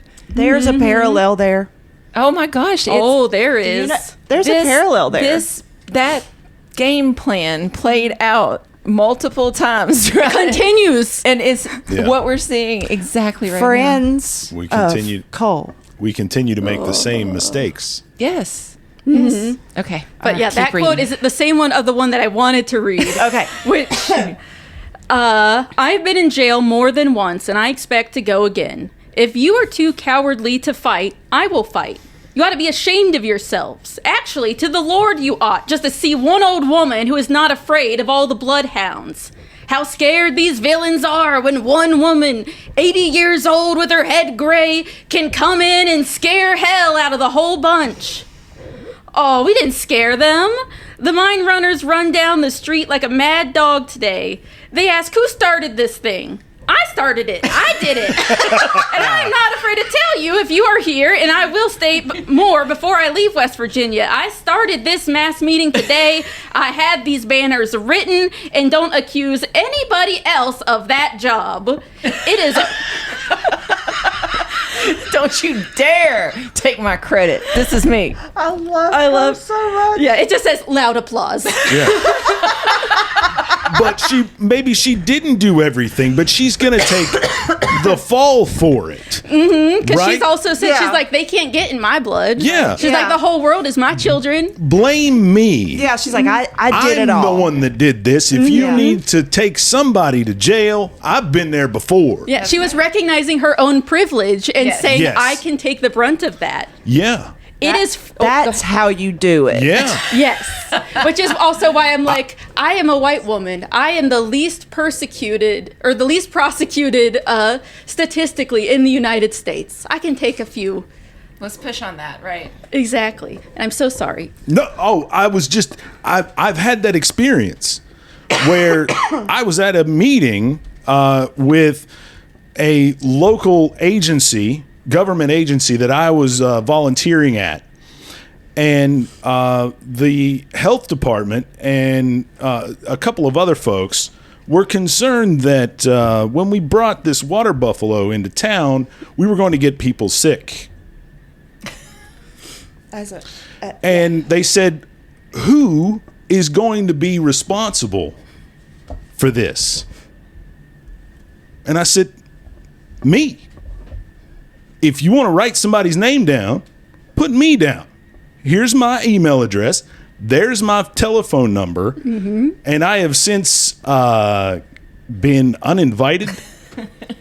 Well, they didn't really mean it. They didn't want future meetings. So, you know. He didn't really have to do that because the church that was donating it will be responsible for it. The church that's donating it. You don't find a minister for the guards. You know? Yeah. Go ahead and clap them in chains. But do me. If you got to take somebody, take me. That's fine. I know lawyers, right? So it's fine. And you'll probably get out of it fine. Yeah, exactly. You're not going to spend your life in prison for something. It'll be some trumped up charge. Yeah, pun intended. That is bullshit to begin with, and that's why I was like, hey, write my name down. So I feel this quote, and that's that solidarity, right? That's that I am my community. What are you saying? Who's going to be responsible? I'm responsible. I'm part of this, right? Yeah. Like, this is me. I'm sitting here asking for your help, and you're telling me I'm getting people sick. You're getting people and you're gonna like hold me accountable for this. Meanwhile, on the other side of town, yeah, there are the mind toxic poisons coming out of the well, flooding every mind that is not active, and the water is seeping out everywhere. I want to know who's responsible. There's many people responsible. I have theories. So, is there more? Let's have more. So there's that loud applause, and then this is the last part. It is freedom or death, and your children will be free. We are not going to leave a slave class to the coming generation, and I want to say to you that the next generation will not charge us for what we have done.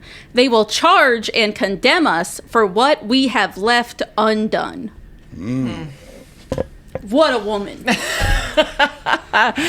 I am so thrilled that Mother Jones lives on in these mountains, and that we speak her name, and that we tell her stories, and that we are broadcasting it to the world, with the hopes that if you feel that Mother Jones vibe, right? If you feel that, if what you heard here sparks that in you, seek out these groups like the West Virginia Mine Wars Museum. That's a good benign place to start. Start educating yourself on what happened here in these mountains. It's not political.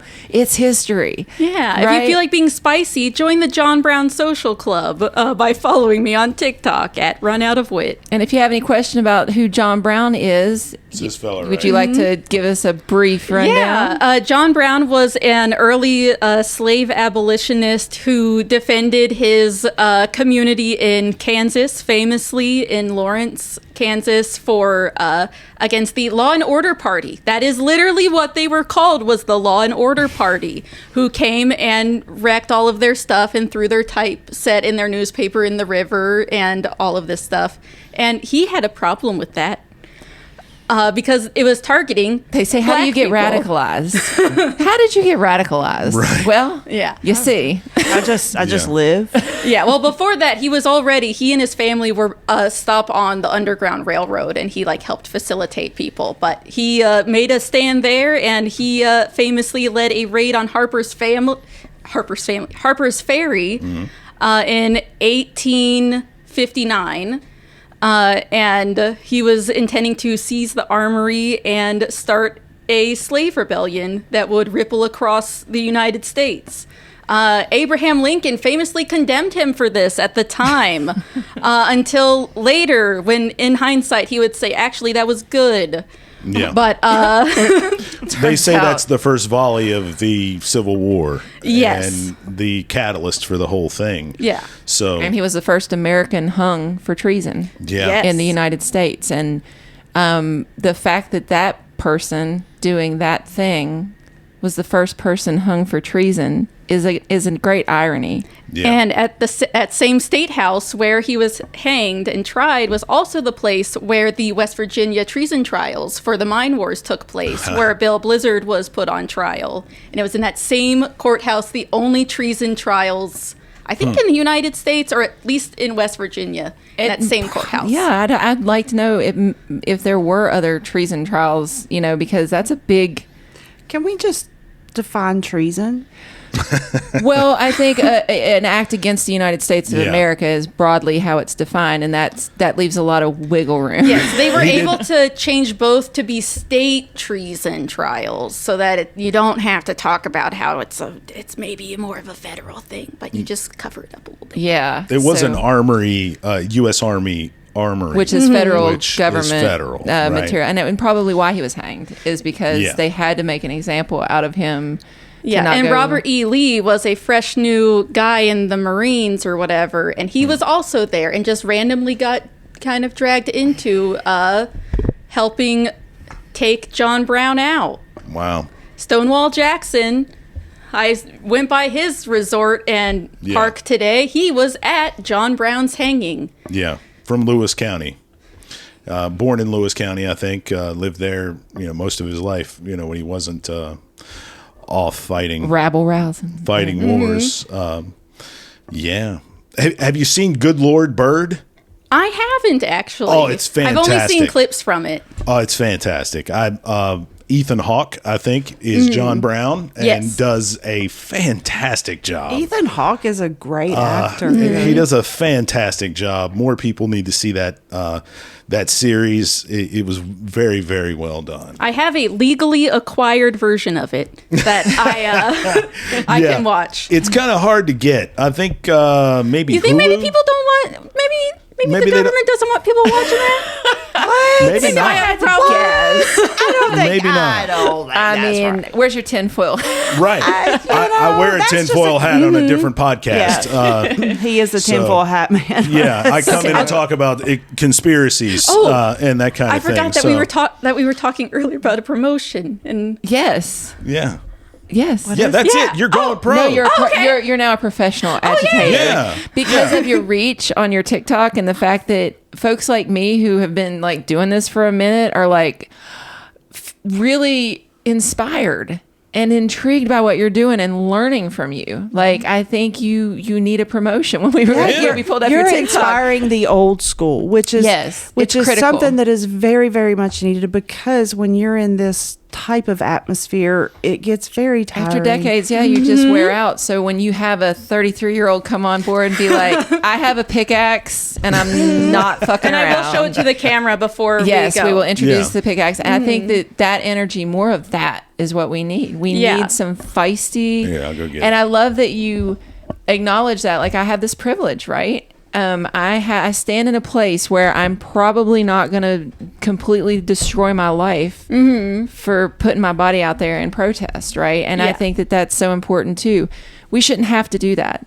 We shouldn't have to fear for what that does, because there is a First Amendment that comes before the Second Amendment, and the First Amendment protects that. Yeah, you shouldn't have to worry about frivolous slap lawsuits. So we have here is the pickaxe. The pickaxe here. I can even hold it.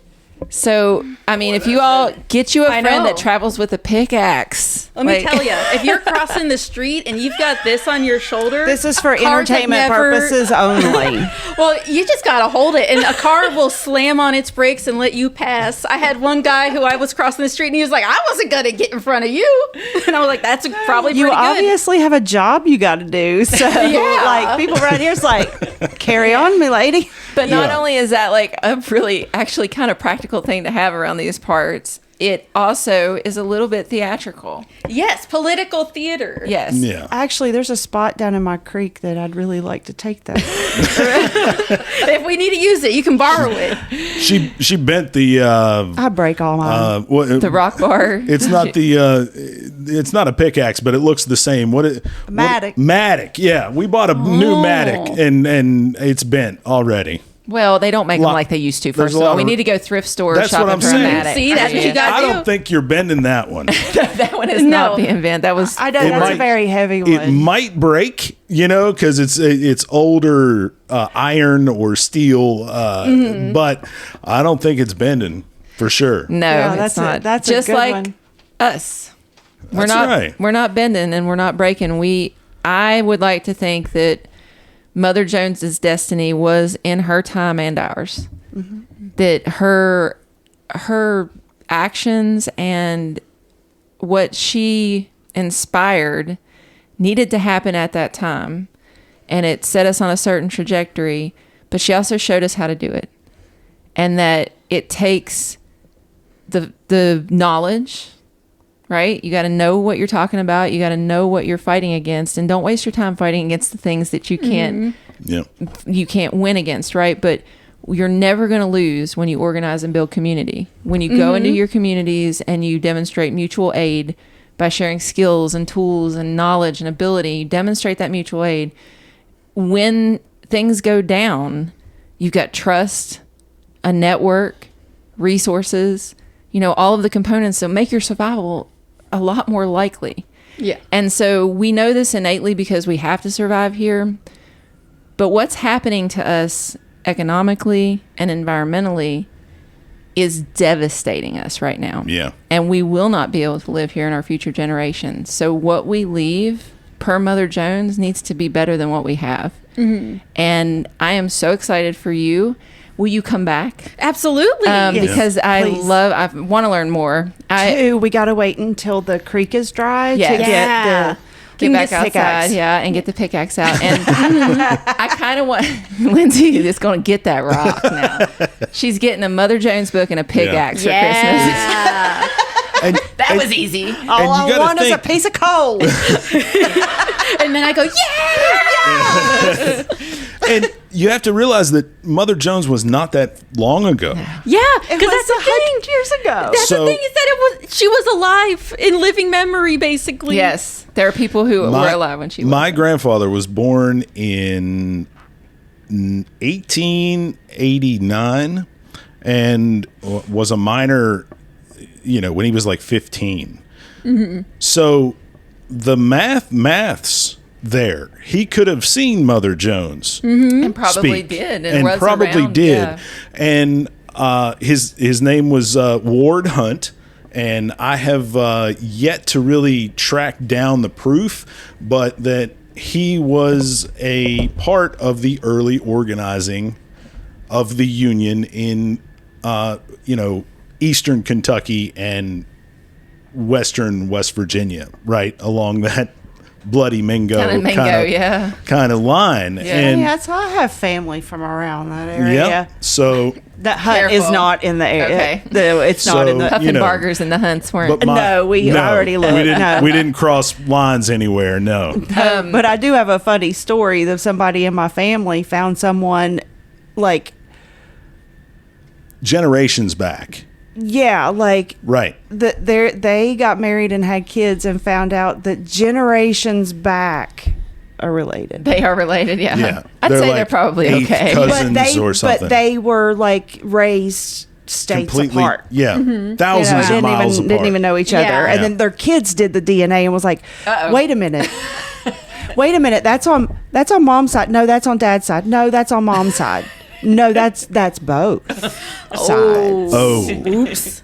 Like, great love those stories. grandpa Yeah. is the same. yeah, like 4 or 5 generations like- back. We're talking. So But it's just funny the way it's not like they grew up around each other or anything. It's like they found each other when they were like in their 20s. Yeah, just a crazy happenstance. Yeah. Right. Yeah. You wander It's into it, just yeah. crazy. So I mean, you really just never know. Can I ask you kind of and to wrap us up here, like what is your favorite Mother Jones thing that you've come across so far? Like what is the thing that like really, because I have one and mine is about the cannons when she walked up and put her hand on the cannon. That is a good one. That is like one of those moments where what do? You walk straight up to the danger and you put your hand over the cannon, and she told the man with the cannon, there are 1,000 men in these woods that will wreak havoc on you if you fire on us. you better let us go up the hill. Mm-hmm. And they did, and there were no men in the woods. Yeah, she just lied. She just straight up lied because she loved Mark Twain. Yeah, she was a good storyteller. But like, that's my favorite moment of like, oh man, you're facing down a gun. What do? Walk up and put your hand over it. You know, that's a good one. And I think maybe this is one that I heard you say, maybe, but somebody was trying to steal her horse, and she pulled out her gun, and she's like, take your hands off my horse. And he walked away. Yeah. I was like, hell yeah. I think he knew she meant it. Yeah. The Baldwin-Felts thugs, the private security police tried to take her horse, and they were like, you can't speak here. And she was like, get your hands off my horse. Are you sure about that? I can do what I want. Pulled it out from underneath her gingham apron. Yeah. Which I think is the best detail. Yeah. I've got a little flower here on my apron, boys. Don't want it in my coat. That was a Ron Swanson moment. Was like, I have a permit. Right. I can do anything I what want. Yeah. Yeah. I think that is one of my best. And then also the other one I did recently, which is her talking to the judge, where she's on trial the first time that she ever she gets says, arrested. I don't know if he's an honorable man. I won't call him your honor because I don't know if he's as a lawyer. That is like your moment where you're like, but she's not wrong. Oh yeah, Right. and it's so much juicier than I initially thought too. Because at first I thought she was just being sassy, but now I know that She knew stuff. Yeah, she knew about this man's history in the Civil War and his family's history and which side he was on. So she was poking at a nerve by doing that. Who was the judge? Where was this? Oh, I don't know. It was in Clarksburg because she was arrested in Parkersburg, and then they shipped her off to Clarksburg for trial because they were like, "You're not allowed to talk." And she's famous, as she famously said, "I will tell the truth wherever I please." That's damn right.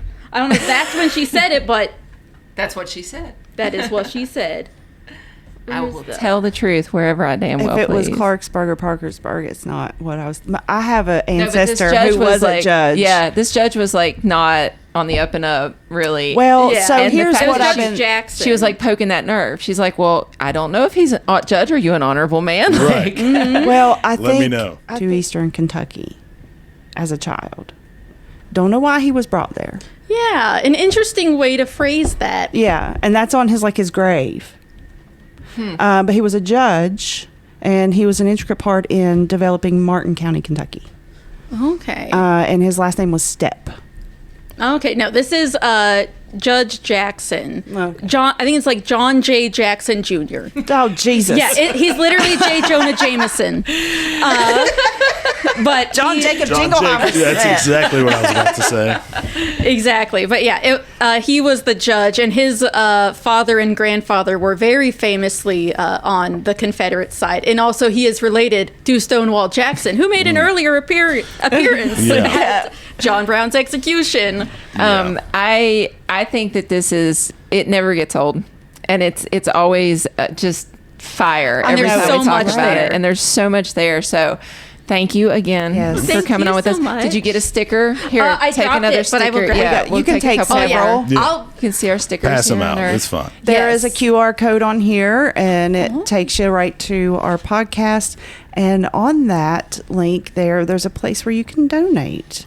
So if you would like to donate to help us get some cameras, as Paige can confirm, what are have we recording iPhones on? and- 4 iPhones. Yeah. Yeah. And an iPad. They're And old one iPhones. of them is an old iPhone. They are It's very. only got Right. 2 cameras. Yeah. I know, right? Right. They're very old iPhones. You know. That's why the color's different. We on could that use a one. mic. We could use mic Yeah. stands because this is the leaf from this table that I Yeah. took out.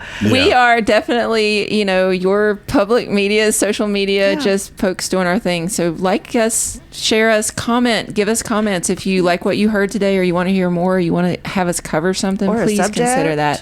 Choose solidarity. Or if you hate us, Or if you hate us, Yeah, let us go please know. let me ahead know. and I would tell really- us Lindsay how really we're loves wrong. those I comments. love it. I love it. I feed off of it. I can be a professional those comment answerer. Yeah. I Yeah, think love it. we might have a position. I mean, it would be like an intern position. You wouldn't get much, but I mean, I'll give you the That's all right. stickers and I'll feed you some I love- Pinnacle from time to time. You know what? That's the Appalachian way. that is the There you go. Appalachian That's it. way. I'll feed you. Like, That's how we do we it. have hospitality. And if it's going to snow and it's going to be bad, I got a place for you can stay if you And want. this Yep. this will probably come out after the holiday season, but yeah, if it somehow makes it out before then, local Yeah. vendors, y'all, local vendors, and even after the holidays, like, no, do we have to buy things in January or in December? Can't we buy some things in January maybe to help those folks out too? So Maybe try Exactly. making something for once. Do some art Hey. again That idea. for the There you first go. time since you were a child. It'll feel Yeah.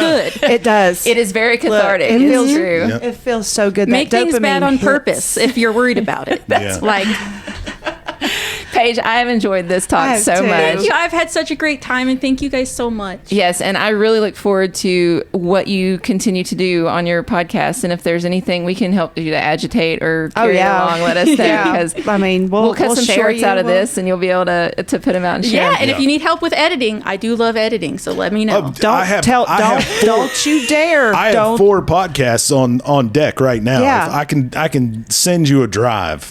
I can let you go with You're the drive. hired. You And- really have no idea what you just stepped into. And honestly, you can take over as far as All right, I'm I'll need concerned. a little bit of guidance because I've only ever dealt with one camera, really. Okay. But you show me the ropes and I'll do it. I am an instructor I of have a multimedia, feeling- so I can teach I am you a lover of multimedia. the ways. I have of a the feeling force. this woman will take the reins and go I with know. it. Okay. And Well- Paige, I just want to say, you've said it a couple times, but I feel this way about you. What a woman. I know, What right? a woman. And I'm proud that you're here, and thank you so much. Thank you. for I'm joining proud us. too. See, Mom and Dad, I'm okay. She's fine. She's the kid fine. turned She's out all fine. right. She might Thank be a you. lot She- better than you realize. She did go to a stranger's home that she met on the internet, but I did not tell anyone where I was going or the address. She It's brought. fine. She's. We It was promise a we- vibe I check. brought a pickaxe. Yeah, She did bring her own protection. she had weapons. Yes, it's that's fine. Right. All right.